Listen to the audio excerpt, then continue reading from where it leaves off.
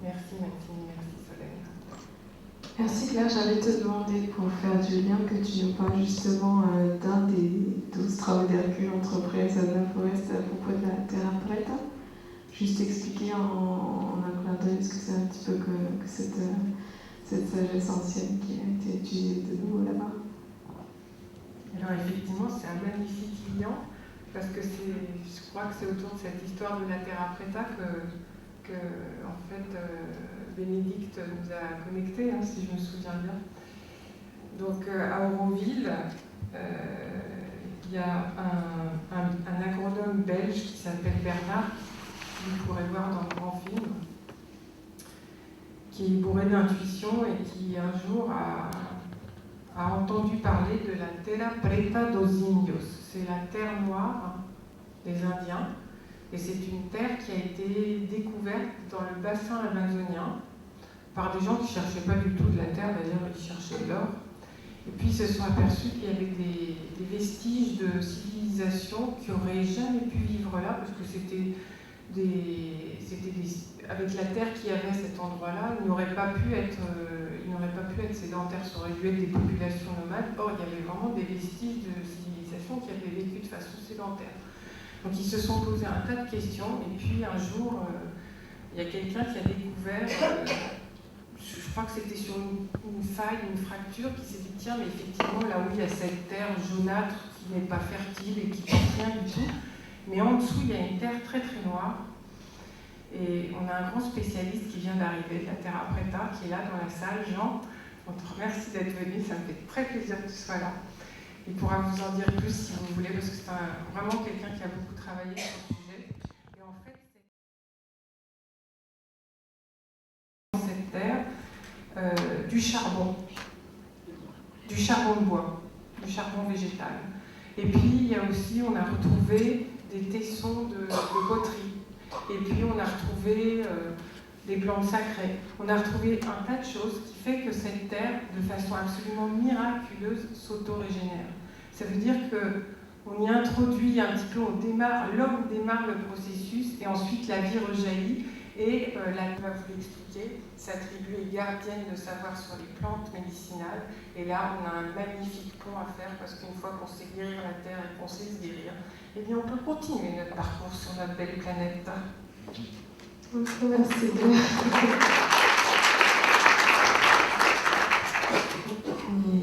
Au-delà donc de ce point commun qu'il y avait entre Sadhana et les Yawalawa, donc l'usage de la terre et la façon dont on prend soin de la terre, j'ai vu aussi comme point commun vraiment qui est ressorti profondément celui de justement cette attitude de chercher à créer de la valeur de la manière la plus intégrale possible, cet engagement, cette exigence dont tu parlais Catherine, et à travers cette discipline finalement qu'on appelle sadhana, hein, c'est ça que signifie le mot sadhana en sanskrit. À travers cette discipline, on avance peu à peu facilement, d'autant plus si on est dans une discipline guidée par une vision hautement consciente vers le bonheur, vers la joie et vers la joie du don. Hein. Donc ça c'est un yogi célèbre de ce siècle qui disait la première étape vers le bonheur, vers la joie, c'est cet engagement, cette discipline, cette exigence. Et je pense que c'est ça vraiment qui relie encore plus profondément peut-être que un de ces multiples projets qui donne la forme à l'engagement. C'est ça qui relie sans doute le plus les cœurs des Aurovilliens, des personnages de Sadhana Forest, de nous tous qui sommes ici aussi en train de chercher des solutions plus efficaces à notre malaise planétaire, et le peuple Yawanawa.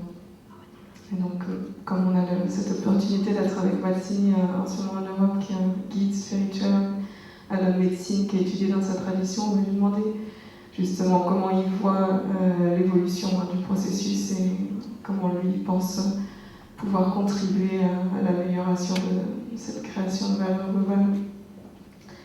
Então, assim, a gente queria saber o que você pensa da forma que a gente pode fazer a mudança, como que a gente pode se empregar numa mudança planetária, o que é a sua visão desta mudança no nível coletivo do seu povo e também no nível assim de toda a humanidade.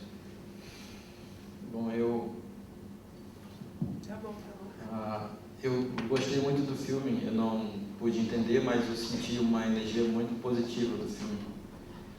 Eu acho que é isso que nós precisamos fazer, porque a terra ela está sendo acabada, e se nós não reflorestar, vai ficar mais difícil. J'ai vraiment beaucoup aimé le film, je n'ai pas tout compris, mais j'ai compris aussi par les images. Et je pense que c'est vraiment exactement ça que nous devons faire. Si on ne fait pas ça, on ne donne pas l'énergie à la terre, elle va se terminer de vivre. E dentro do meu povo, nós trabalhamos com uma espiritualidade muito forte. Um pajé muito poderoso, ele teve uma visão que ia acontecer há 50 anos. Dans notre peuple, on raconte souvent l'histoire d'un pajé, un guide spirituel, une vision qui est arrivée de ce prophète il y a de nombreuses années déjà. E então, depois de 50 anos, como o índio não tinha calendário, eles marcavam pela uma árvore que dava flor. Toda vez eles marcavam, toda vez que ela dava uma flor, ele marcava. À cette époque, on comptait les années de l'âge des personnes en marquant des traits sur les arbres très grands, très hauts. À chaque année, à chaque fois qu'une fleur naissait, le temps de la floraison naissait, on marquait un trait sur le tronc de l'arbre. E depois de 50 anos aconteceu exatamente o que ele disse. Então, da mesma forma, nós vemos a situação do planeta hoje. Essa preocupação não é só nós, povo Yawanawá, não é só do Brasil, não é só da França, mas envolve o planeta todo, porque hoje a floresta está sendo acabada e nós precisamos de uma coisa muito importante, que é o oxigênio, e essa coisa está acabando. Cette manière de compter les années sur le tronc d'arbre, elle nous a permis de vérifier en fait les paroles du prophète qui à l'époque disait que quelque chose allait arriver 50 ans plus tard. Et exactement 50 traits tracés après sur le tronc du grand arbre de la forêt est arrivé à la problématique annoncée par le prophète. Et c'est ce qui se passe aujourd'hui avec les visions qu'on reçoit sur la Terre. On est vraiment sûr du drame qui est en train d'arriver sur la Terre. Et c'est très important, vraiment essentiel qu'on se mette tous au travail pour essayer de faire quelque chose. Ça ne concerne pas seulement mon pays, mes terres, ni seulement votre pays, mais ça concerne vraiment toute la Terre en entier. Então, o problema de nós resolver o problema é isso. Cada um de nós temos uma força muito grande dentro de nós. Cada um de vocês tem uma energia muito forte. Mas nós precisamos usar ela de uma maneira muito forte para a gente combater essas coisas, porque o planeta, na nossa história, antes de tudo, o planeta ele não tinha nada e a floresta se fez. E hoje nós precisamos fazer a floresta novamente, porque foi tirada uma parte, mas nós devemos repor novamente. On pense que vraiment chacun d'entre vous ici présent a une force extrêmement particulière et intense en vous. Et c'est pour ça qu'on est en train de lancer cet appel collectif, parce que c'est tous ensemble, on a une force incroyable réunie pour faire face à ce manque d'oxygène vraiment incroyable qui arrive maintenant sur la Terre. Et avant que nous, on arrive sur la Terre, la nature est née dans toute sa beauté, toute seule. Puis à un moment donné, les choses se sont renversées et maintenant on doit à nouveau soigner cette terre qu'on a détruite. Et on a la puissance en nous vraiment pour faire ça, aussi bien pour la détruire que pour la faire renaître finalement. Então é isso que nós vemos como povos indígenas que estamos lá dentro da Amazônia, e gostaria de aproveitar a oportunidade para convidar vocês também a um dia que quiserem conhecer o nosso povo. É lá na Amazônia, um pouco longe, mas vocês vão poder também desfrutar um pouco da natureza. Et donc je suis ici avec l'opportunité de vous lancer cette invitation de venir un jour visiter nos terres indigènes en Amazonie pour connaître la sagesse des plantes dont Catherine parlait, dont Claire parlait, et la sagesse indigène, la sagesse de la cosmovision indigène.